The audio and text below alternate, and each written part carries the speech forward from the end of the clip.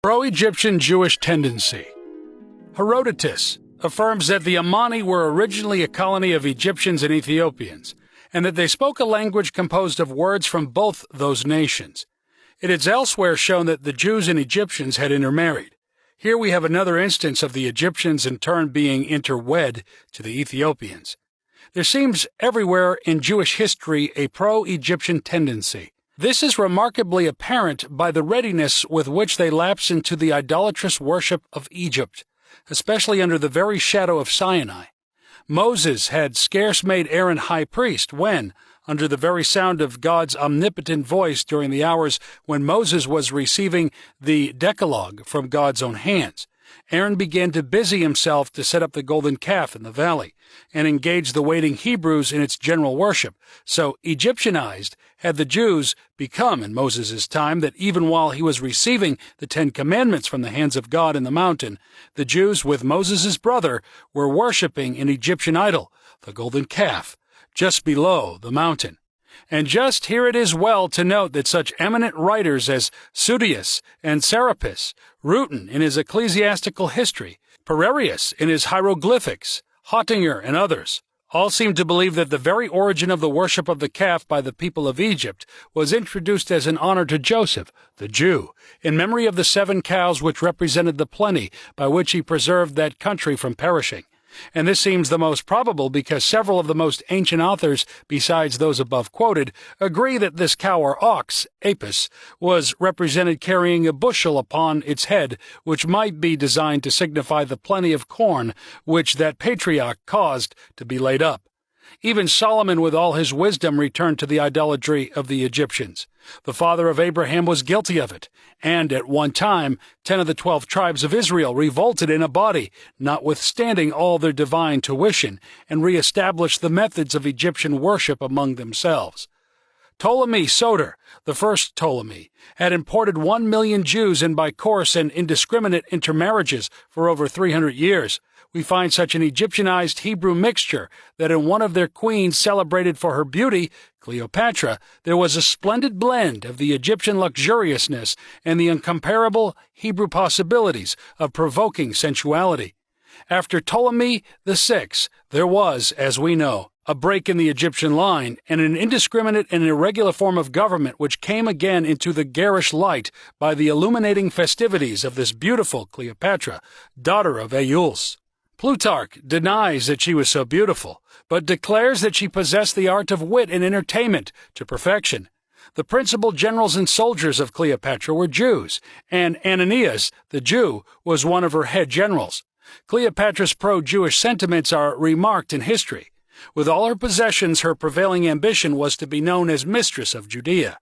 She begged this of Alexander, and later of Herod, and finally of Anthony, that splendid, genial-souled prince of sunshine, who was the most magnificent specimen of manhood Rome ever produced, and whose heart was too magnanimous for his head. Anthony could not withstand the delicate coquetries of this histrionic genius, and he gave over to Cleopatra absolutely the sovereignty of Jericho, the richest, pleasantest, and most fertile of all the territory of Judea.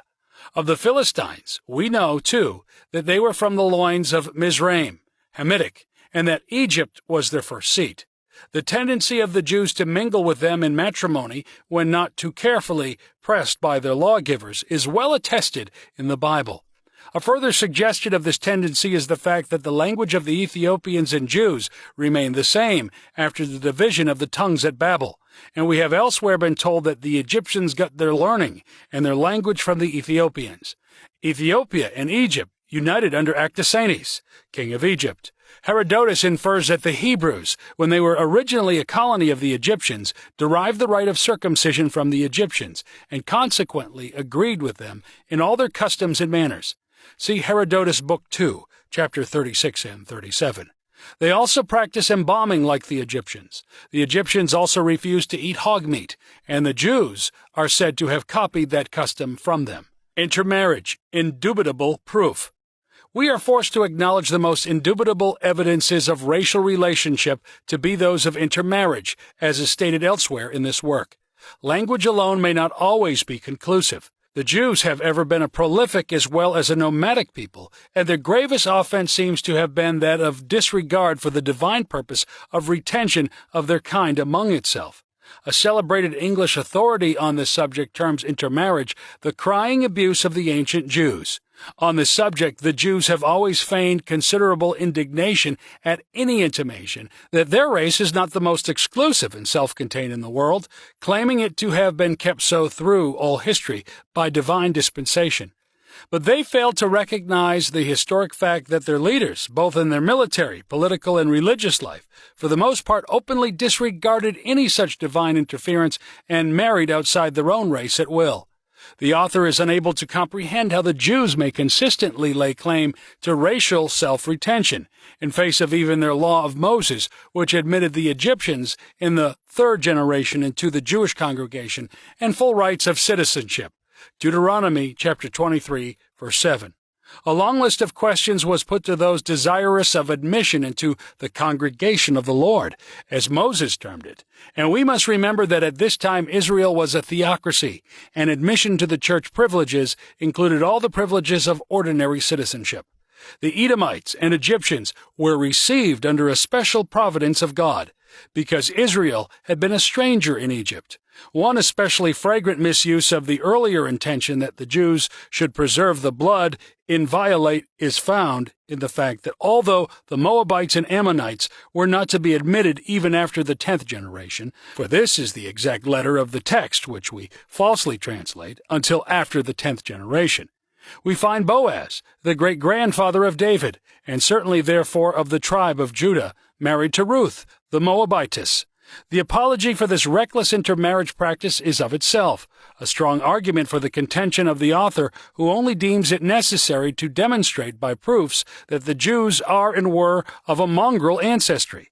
They claim that as the text uses the words in Moses in the masculine only, no restrictions were to be placed in the selection of their women.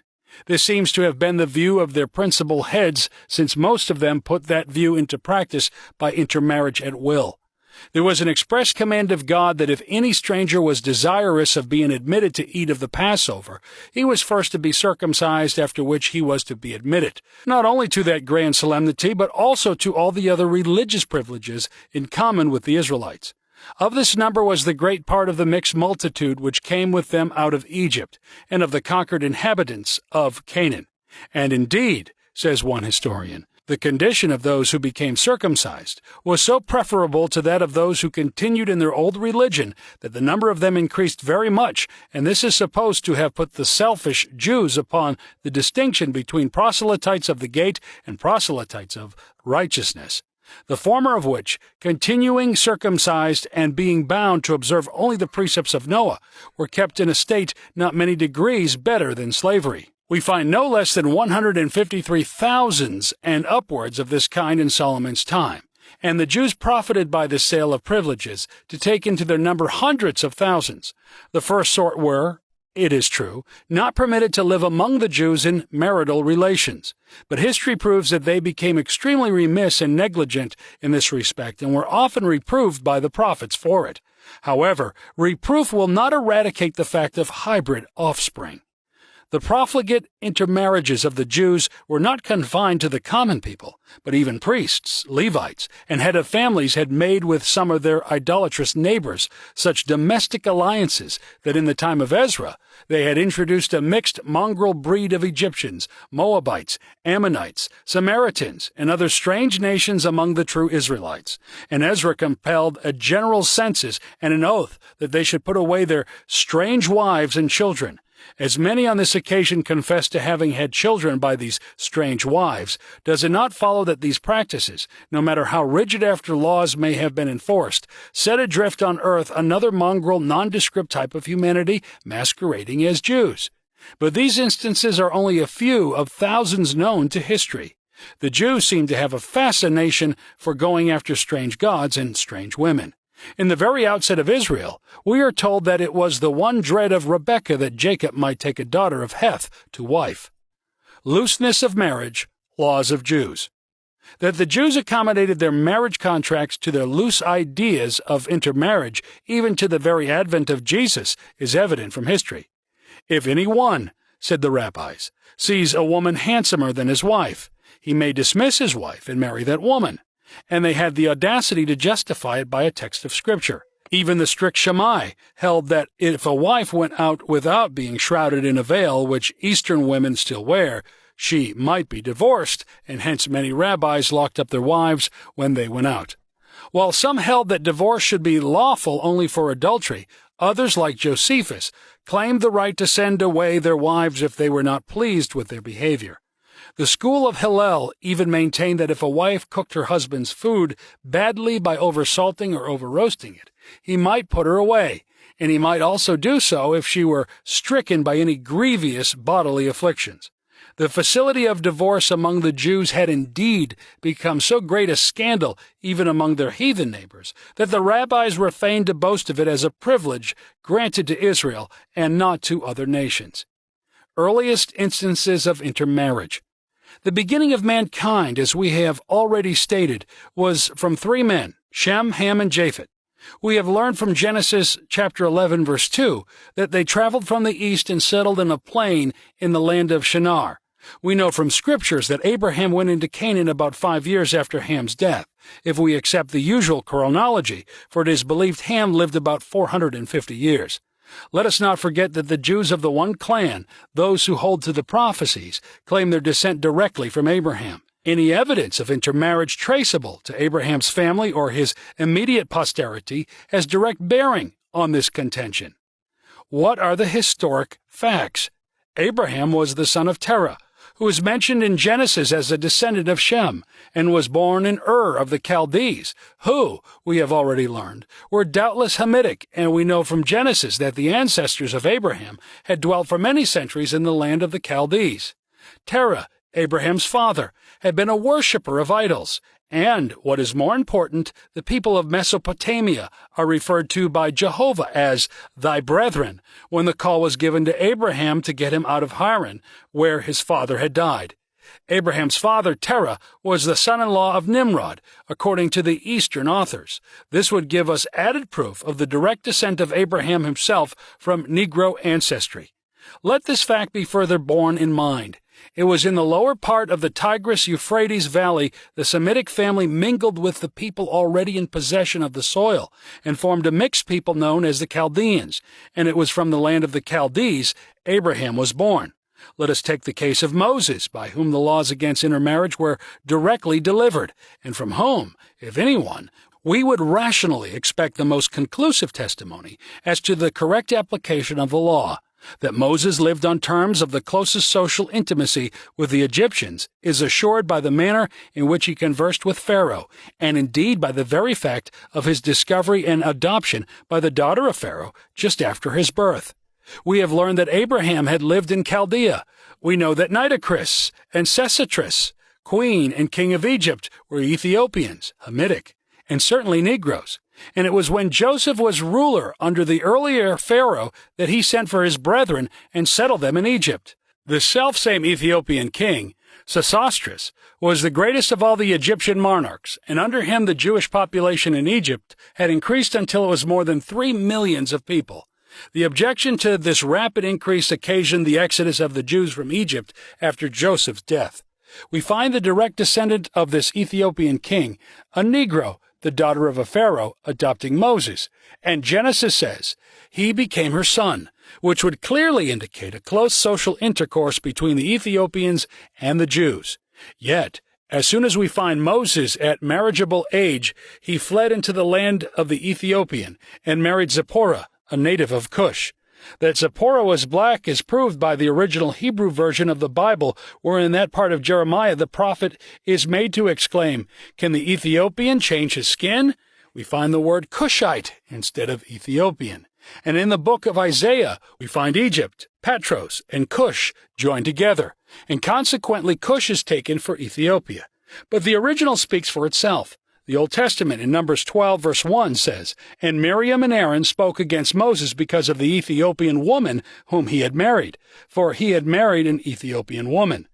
That this complaint was not occasioned by an unusualness of this marriage to the Ethiopian is proved by further reading of the original, which sets forth as a reason for this complaint that Moses had won the woman's affections because of his gods having conversed in person with him, and the probable fact of Zipporah's boasting of Moses' superiority over other men on that account.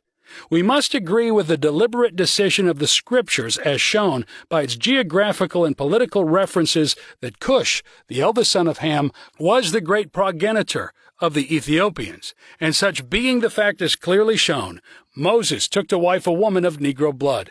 The author feels it not amiss, just here, to introduce some material regarding these Ethiopians, although, in another section of the book, their history is ethnically considered more at length. The Ethiopians were superior to the Egyptians in point of antiquity, since Cush, their great ancestor, was the eldest son of Ham, and Diodorus Siculus says that they claim to have been the first nation to have a religion established. Homer himself seems to countenance this when he introduces Jupiter attended by other gods as present at an anniversary sacrifice or grand entertainment prepared for him by the Ethiopians. The Jews claimed Arabians as the descendants of Abraham through Eber, but Herodotus and Xenophon both declare them Ethiopians. Pliny asserts that the Ethiopians were masters of Egypt before the Trojan War, and declares they practiced circumcision and had many other similar customs as known to the Jews and Egyptians. Aristeas, Philo, and Polyhistor all three declare that Job married one of these Arabian Ethiopian types. The learned Orientalist Professor Morris Jastrow of the University of Pennsylvania says the three friends of Job were Arabians. The author believes that the relationship between the Jews and the Egyptians is so clearly demonstrated in the instances of Joseph and his posterity that it was recognized. Considering these facts, it is probable that Moses, in his triumphal military excursions against the Ethiopians, was courted and wed by Tharbis, the daughter of the king of Ethiopia, out of respect for the great lawgiver's military renown and splendor. It seems hardly probable that, had not Moses been of similar caste, i.e. of Negro blood, he would have wedded himself to an Ethiopian. Josephus and other historians give credence to the statement that the wife of Moses was this princess Tharbis. From the accepted biblical account, we are forced to accept the conclusion that the entire plan of judicature set forth by Moses for the Hebrews was arranged and advised by Jethro, his father-in-law, who was a Cushite. Exodus chapter 18, verse 14. A peculiar coincidence is found by the reading of an old inscription regarding Sargon, the Semitic king of Agade. He was the offspring of the blended races of Upper Chaldea and the Semitic tribes, which arrived later, and was known as the Chaldean Moses. Abraham's intermarriage with Hagar shows an early social, if not physical and racial, relationship between the Negroes and the Jews, for Hagar was an Ethiopian. Yet she was accepted into the domestic circle with the Jewish wife of Abraham, and bore offspring to him, as we are told by the Scriptures. We must not forget, also, that it was by the direct advice of Abraham's wife that this offspring was begotten of Hagar, who, being barren herself, counseled Abraham to beget his long-promised offspring from Hagar, and they both looked to this intercourse to produce the long-expected descendancy assured Abraham. Surely, if Abraham had not been himself Negro, he would not have been so ready to tinge an assured posterity, whose certainty God had pledged in his own good time with the tawniness of Ethiopia. The next important intermarital event in the Jewish earlier epic of which history speaks is that of Joseph, although we must not regard these as the solitary instances of such interwedlock. They serve to establish the proofs of the relationship which existed between the Jews and that nation which we now know to have been Negro, and determine the contention of the author by irrefutable proofs. Joseph is regarded by many as the real starting point of Jewish history in its relation to the Messianic prophecy. He was, we know, the most prominent of the sons of Israel, Jacob. Pharaoh, in his endeavor to honor Joseph, gave him the daughter of the priest of On, Potipharah, an Egyptian, to wife. From this relationship 2 sons were born to Joseph. The reader must not lose sight of the fact, elsewhere herein historically proved, that it was no less a repugnance to the white races to intermarry with the black races than it was to the blacks to take white consorts, as they considered white people in common with the devil, and thus painted all their symbols of the wicked one. If Joseph had not been of identical or relative color with the Egyptians, it is not probable he would have considered this connection with Potipharah as an honorable or desirable one. However, even admitting this may not have been the case, the intermarriage established a racial relationship beginning at the time. Jacob, Israel, publicly recognized the two sons born to Joseph from his Egyptian wedlock and proclaimed them as his own children, thus conferring on them the right to be known as Israelites. And now thy sons, Ephraim and Manasseh, which were born unto thee in the land of Egypt, before I came unto thee into Egypt, are mine as Reuben and Simeon. They shall be mine. Genesis chapter 48, verse 5. They thus become a part of the Israelitish race, and founders of 2 of the 12 tribes of Israel. To further pursue this phase of the subjects, let us take into consideration the wording of Jacob's dying blessing, in which he used the remarkable language to Joseph, whom he called the shepherd and the stone of Israel, and added that he was a fruitful bough whose branches run over the wall. We find that the oldest Hebrew authority, the Book of Job, discovers Job dwelling in Uz, the neighboring boundary of Canaan, and the Jews themselves claim Job to have been king and high priest of Idumea. This would have placed him and his people in the northeast corner of the desert of Arabia, within social rub and touch with the Chaldeans, Hamitic. Aristeas, Philo, and Polyhistor declare that Job married an Arabian, whom Xenophon and Herodotus both declare to have been an Ethiopian.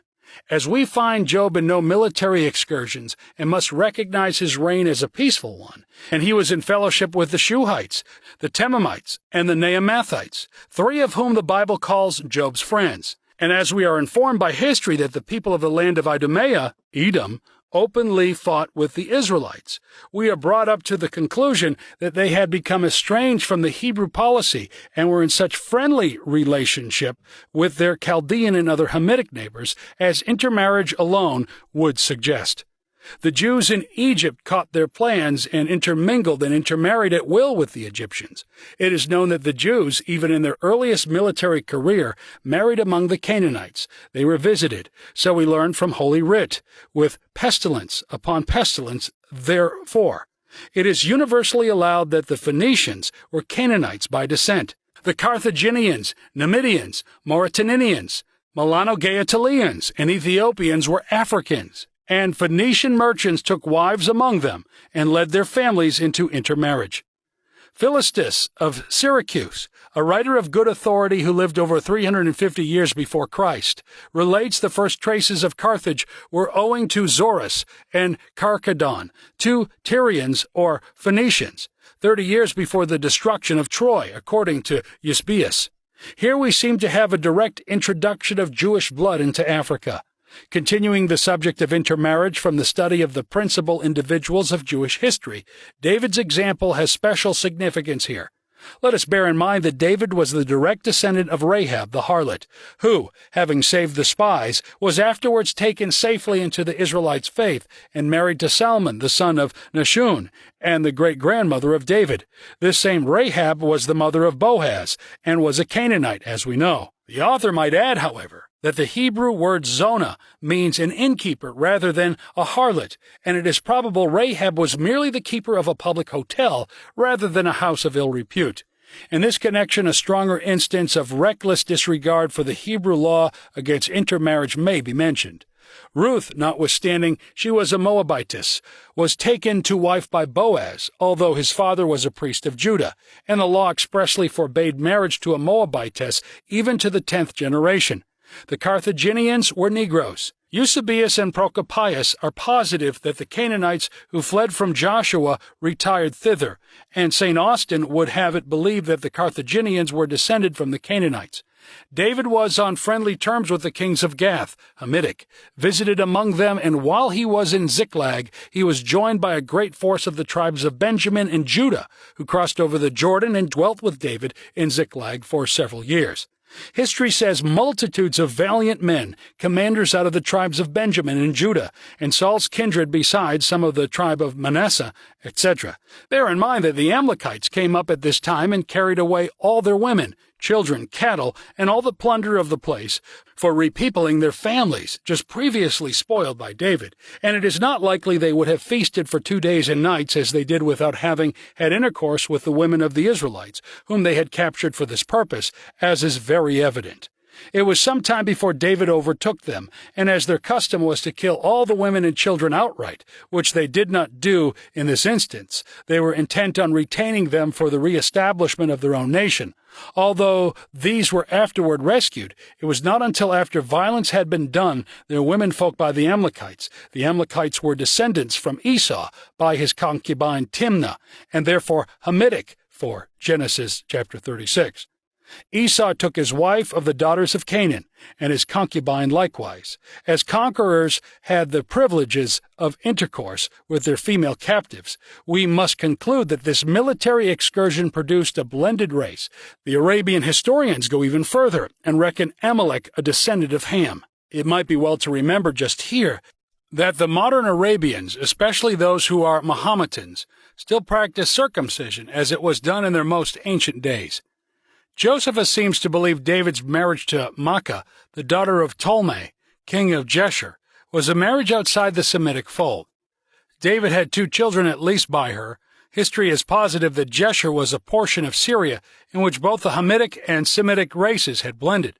For one eminent authority says, "It was the most ancient settlement, that this indisputably the case, but the posterity of Shem, by Aram, did not possess this country wholly to themselves, the relations of Canaan's line being straitened for what of room in the places where they settled at first, encroached upon them by degrees and seized a portion of their lot and kept the same until one common destruction and captivation involved them both." We find a very noted portion of Syria denominated from one of the 11 sons of Canaan, who may have even settled here in person. We can only deliver it as our opinion that the Canaanite families did, most if not all of them, fix their abode in Syria. But whether the country was more or less divided among the Aramites and Canaanites, we forbear to inquire into, since we have little or no authority to build upon. The ancient Syrians, then, were partly descended from Ham and partly from Shem, and both of nearly equal standing in this country. To confirm this, the Arabs have a tradition that Canaanites, Hamitic, were originally in Syria. Justin reckons Abraham to have been at one time a king in Assyria. Cleric and Bishop Patrick, in their notes on Samuel, affirm the Geshurites in the day of David to have been Canaanites. Isaiah chapter 11, verse 11, speaks of the remnant of his people, which shall be left from Assyria, and from Egypt, and from Pathros, and from Cush, and from Elam, and from Shinar, and from Hamath, and from the islands of the sea. So we have ample evidence, it would seem, that they were of Negro blood. That David should have intermarried with them suggests its own conclusion. David had in all 16 wives.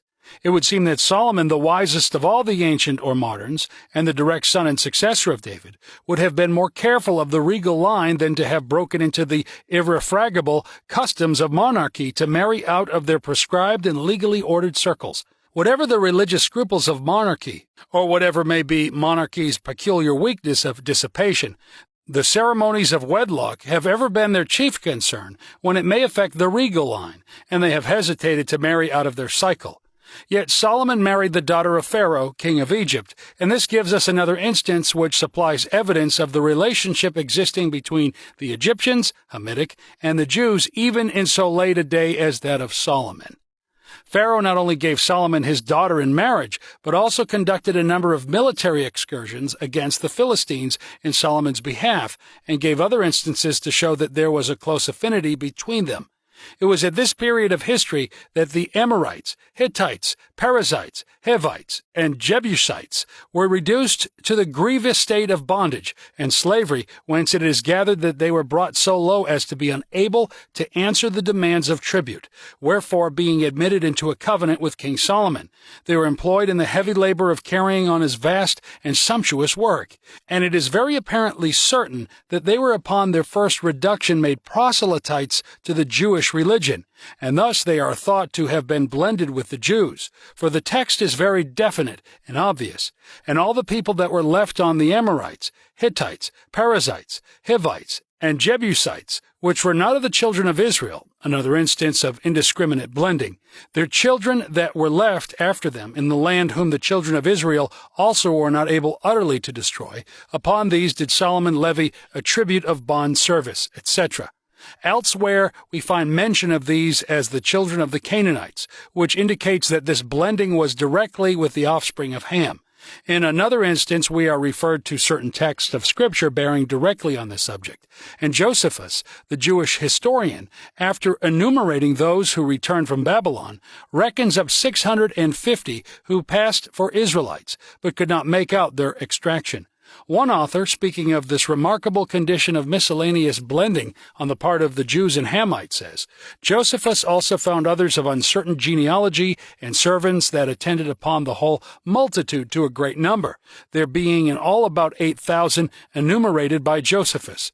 But this number is still too small, as these were in all probability Canaanites, but the far greatest part of the better sort were blended with the Jews so intricately that there was no distinguishing between the pretensions of each, and moreover, multitudes had remained behind in the place of their captivity.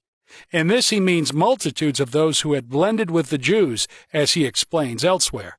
The Abessines are firmly persuaded that the celebrated Queen of Sheba, who had an interview with Solomon, reigned over the proper Ethiopia. They have a history of her written at large, but interspersed with various traditions. The substance of this history is as follows. Makkedah, for according to them that was her name, receiving an account from Tamarin, an Ethiopian merchant, took a journey to Jerusalem to know the truth of this report.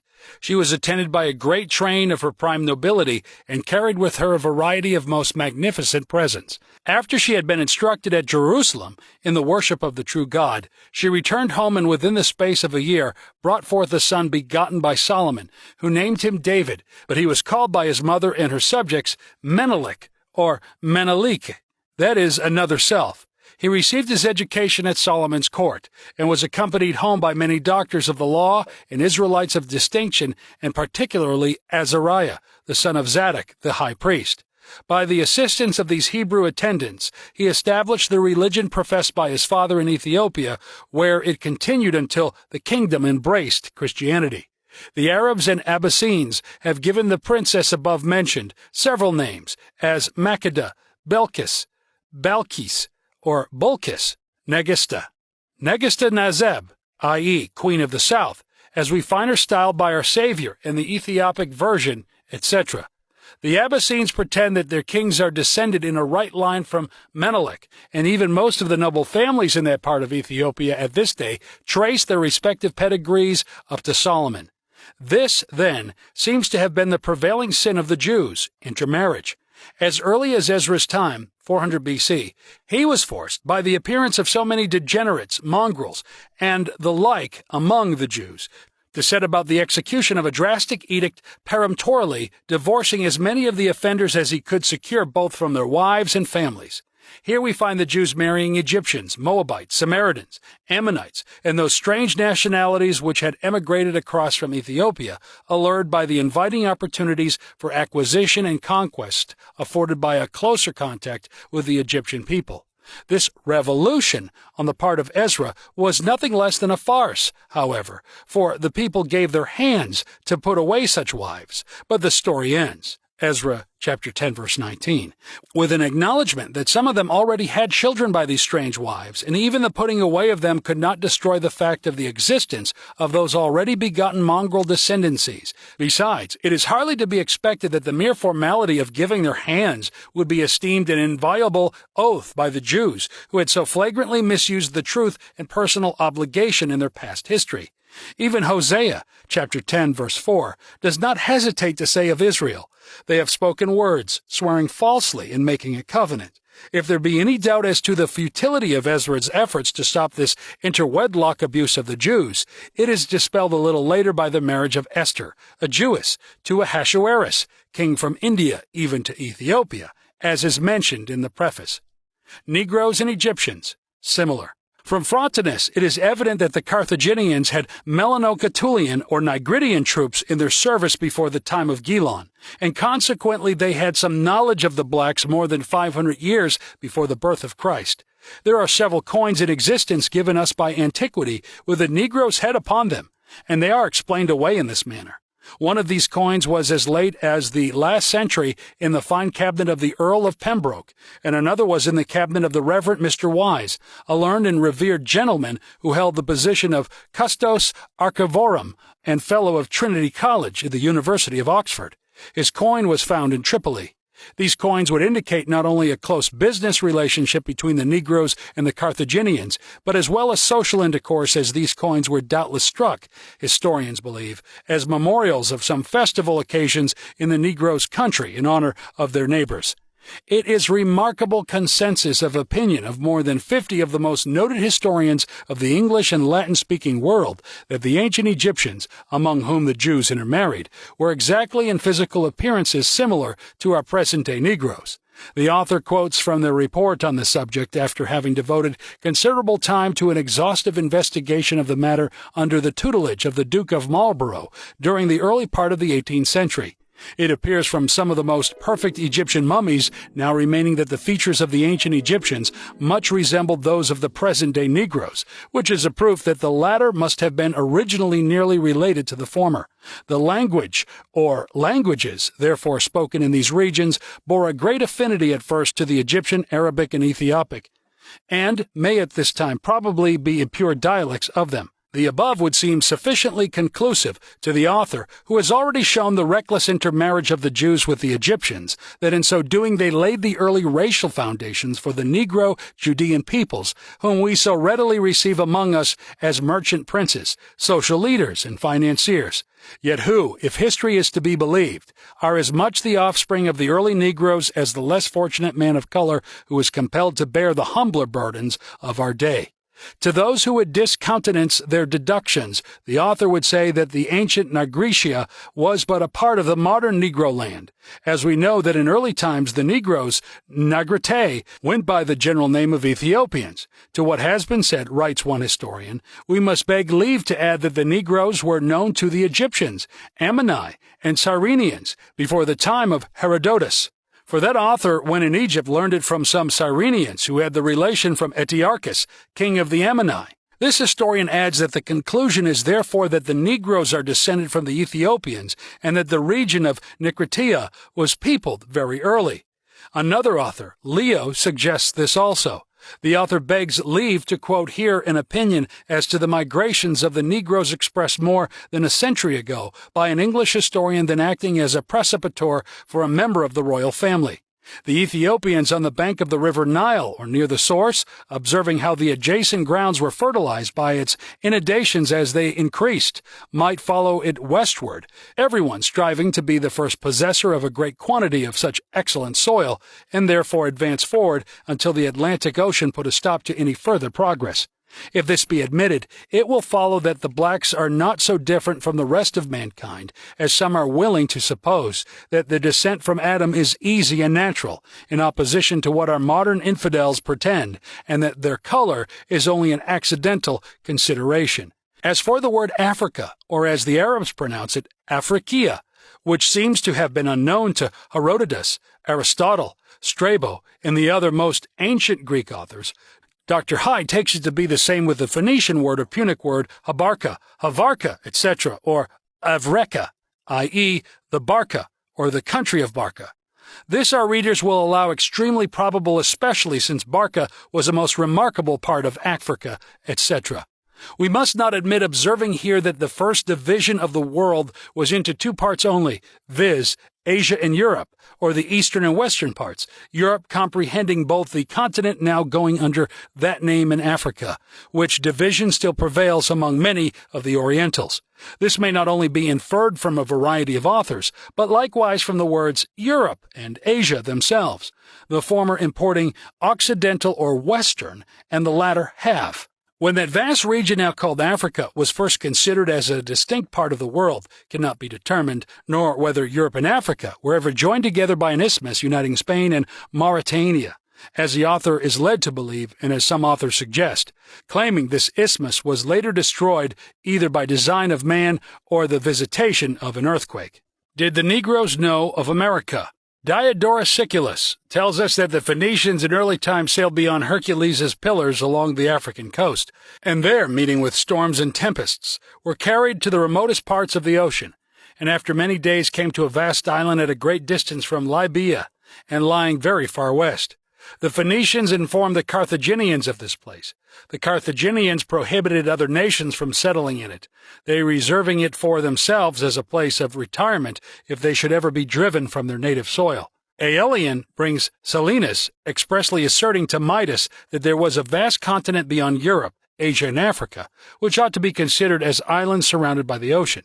These and other passages that might be extracted from the ancients induce the learned Perizonius to conclude that the inhabitants of the Old World had some faint knowledge of America derived to them either from the Egyptian and Carthaginian traditions or from the figure of the earth which was not unknown to them. Can we conclude from this that the Egyptians sent of their people so early into the American continent and that our aboriginal inhabitants removed from the environments of invention, civilization, and culture to which they had been accustomed in Egypt and brought into the wild freedom of America's vast woods lapsed into that fierce barbarity for which the original Indian is known to history?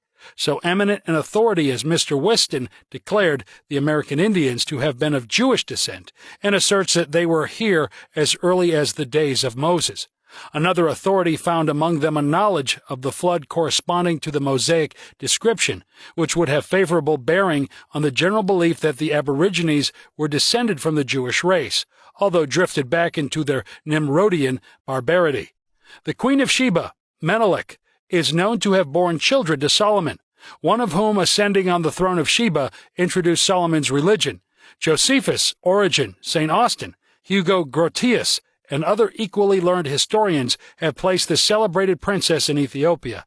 The kingdom of Abbasia certainly seems, according to our Savior's description, to answer better the Queen of Sheba's country as being more to the south of and more remote from Judea than Arabia, where some writers fix it.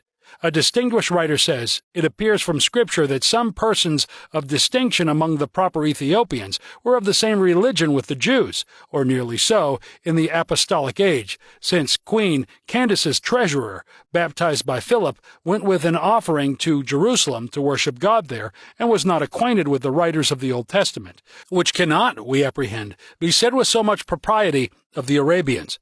This seems to us a sort of proof that the Mosaic law was held to be of divine institution in Meroe and the other parts of Ethiopia, dependent on it even a considerable time before the birth of our Savior, if not as early as the age of Solomon, and consequently add some weight to the arguments of those writers who have asserted that the Queen of Sheba came out of Ethiopia. Father Calumet and others suppose the eunuch baptized by Philip to have been one of the proselytes which the Jews call a proselyte of the gate, but it must be owned that this notion seems not a little improbable, since those were only confined to an observance of the 7 fundamental laws of natural religion enjoined by Noah to his posterity immediately after the flood, according to the opinion of the Jews, whereas we find this man pursuing, and therefore not unacquainted with, the writings of the Old Testament peculiar to the natural Jews.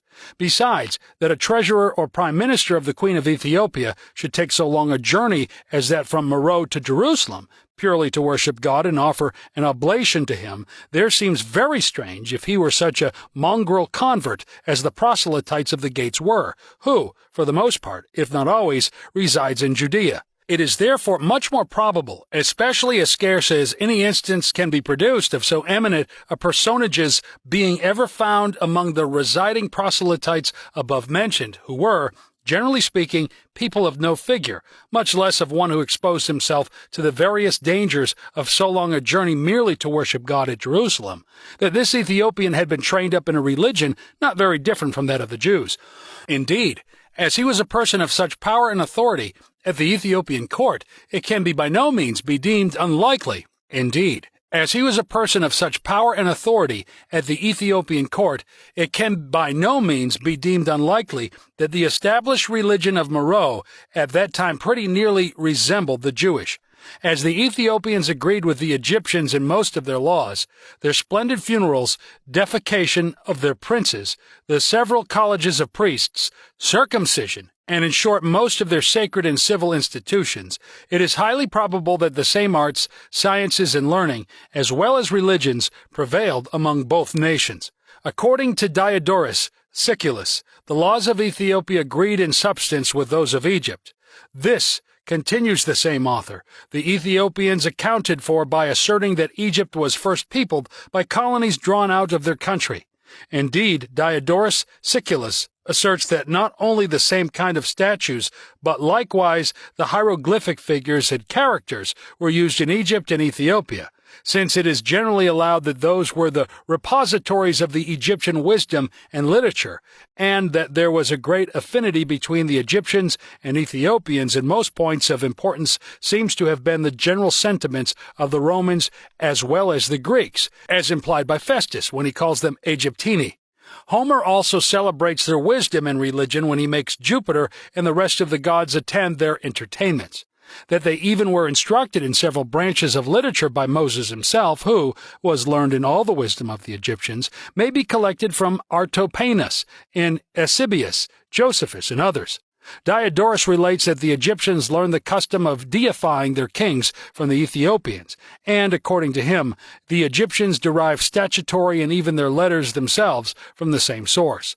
This author also observes that the Egyptian and Ethiopian priests, as well as kings, wore caps wreathed around with serpents called asps, by which was intimated that every person guilty of treason would as surely suffer death as if he had been bitten by that poisonous animal. There will be those who claim that these people were not of the Negro type, as we are accustomed today to recognize the application of the term. According to various authors, the proper ancient Ethiopians were, for the most part, perfectly black as we find their posterity at this day, though some particular cantons were white, called by Pliny white Ethiopians. It is probable they were pleased with their natural color and preferred it to those of other nations.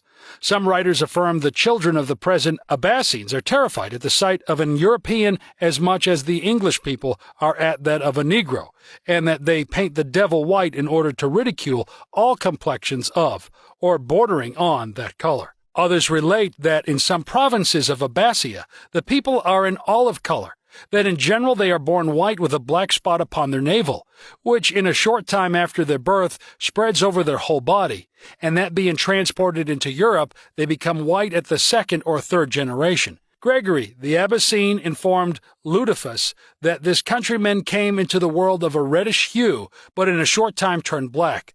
Their women are strong and lusty, and bring forth with little pain as usually happens in warmer climates. When they are in labor, they kneel down upon their knees, as the Hebrew women do, and are delivered without the help of a midwife. Many, if not all of these particulars, undoubtedly held equally true of the ancient Ethiopians, wrote Diodorus Siculus in his comments upon these subjects. Herodotus himself, in describing these people, informs us that Xerxes had not only Eastern and Western or Asiatic and African Ethiopians in his army, but likewise Libyans. The Eastern or Asiatic Ethiopians, he tells us, anointed one part of their bodies with a species of gypsum or plaster and another with minimum or red lead immediately before they came into a general action. The Libyans, from his account of them, seem to have been Negroes, who, by Diodorus Siculus, are called Ethiopians. That author gives us the following description of them. They are, says he, flat-faced, exceedingly fierce and cruel in their manners, resembling beasts, extremely wicked, and have frizzled hair. Their bodies are nasty and loathsome, their voice shrill, and their disposition such as renders them incapable of being civilized. Some of them carry shields made of the raw hide of an ox, and short lances in their wars. Others use darts forked at the ends together with bows 4 cubits long, out of which they discharge their arrows by the help of their feet. When their shafts are spent, they fall on with clubs. Their women, likewise, until they arrive at a certain age, take on in the service, and many of them hang a brass ring at their lips. Some go always naked, sheltering themselves from the scorching rays of the sun with whatever falls in their way. Several cover their pundella with sheep tails, and others apply beast skins to that use.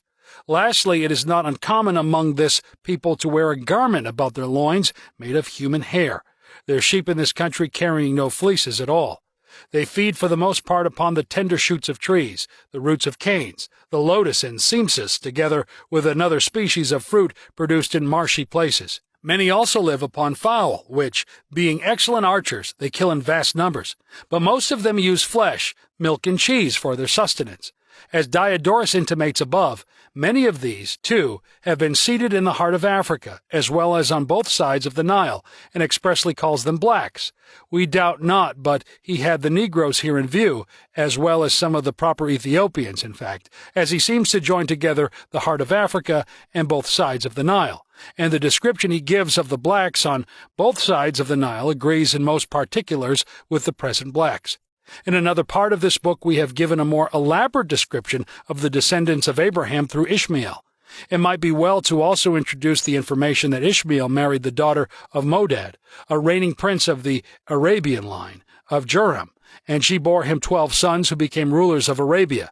These, according to Washington Irving, drove out of Arabia the primitive stock of Joktan.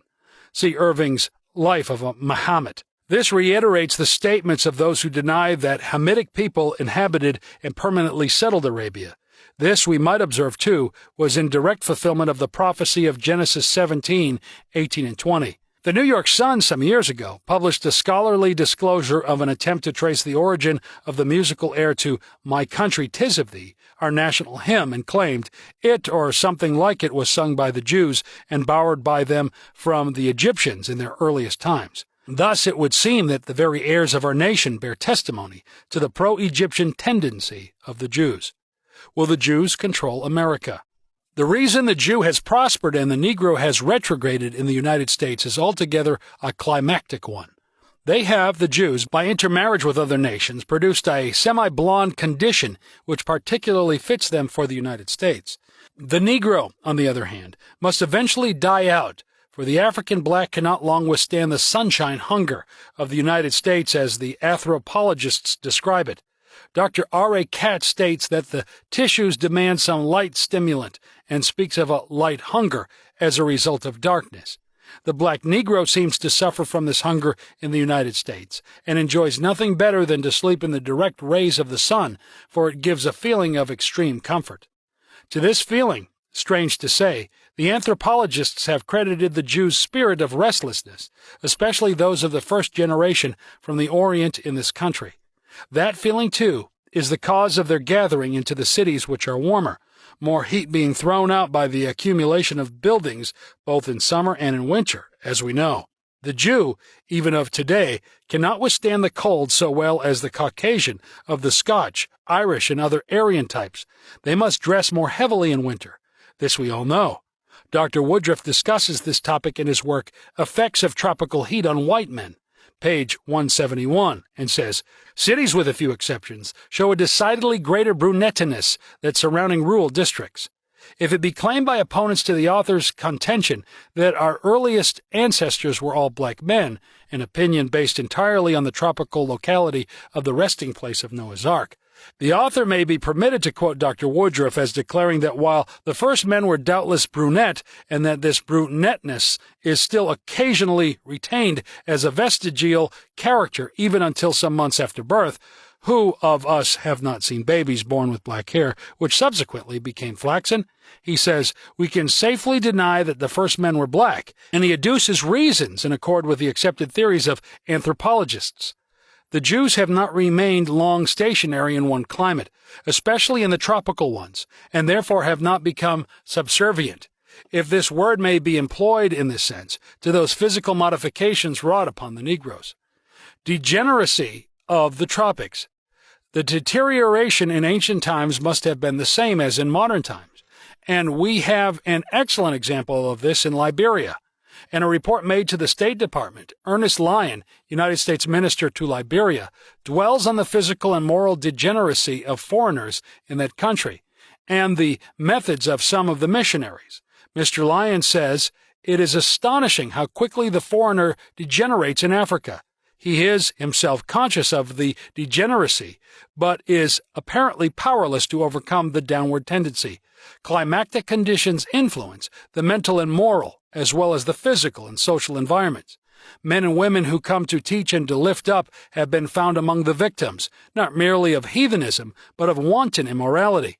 Many of the missionaries have adopted the barter system in their work among the natives. This places the missionary on the same level with the trader, etc. The important point, so far as climactic zones are concerned, is the fact that nearly all the territory of the United States lies within the Semitic belt. The Semitic flow has been completely reversed and is now westward across the Atlantic, and it began when we declared that all men were equal, and we opened the floodgates to our present sorrow. It does not require inspiration to prophesy that this type will outlive the blonde Aryans eventually, that the aristocratic democracy now being evolved will fall into its tender mercies, as in Greece, Rome, and India, providing, of course, the blonde immigration is not re-established. No great disasters need to be anticipated, for the course of history only shows that American destinies and civilization will be upheld from the northwestern corner of Europe, just as that corner is upholding the civilization of the rest of the Semitic belt. Americans will be just as contented and happy as now, and we need not worry about posterity, not in the least. Egyptians appear to be happier than they ever were when they were independent of northern control.